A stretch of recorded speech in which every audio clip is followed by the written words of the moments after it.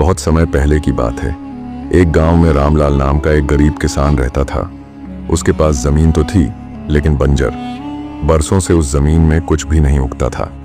गांव वाले कहते, रामलाल, तू क्यों अपनी किस्मत से लड़ रहा है? बेच दे ये जमीन, शहर चला जा। लेकिन रामलाल एक जिद्दी इंसान था। वो रोज सुबह उठता, खेत पर जाता, मिट्टी को पलटता, मेहनत करता। लोग उसका मजाक उड़ाते, लेकिन वो चुपचाप अपने काम में लगा रहता।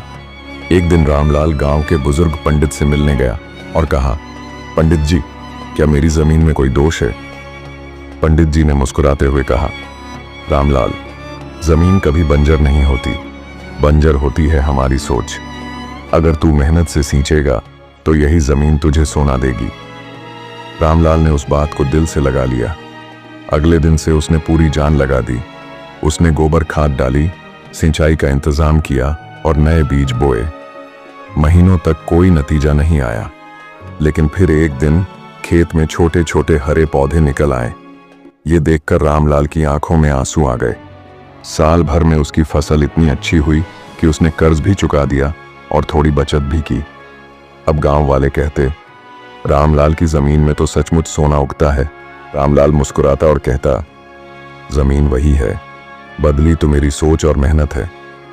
आज वही रामलाल गांव के सबसे समृद्ध किसानों में गिना जाता है।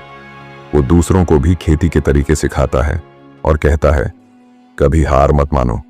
जमीन हो या जिंदगी, मेहनत का पानी डालोगे तो हर बीज फल देगा।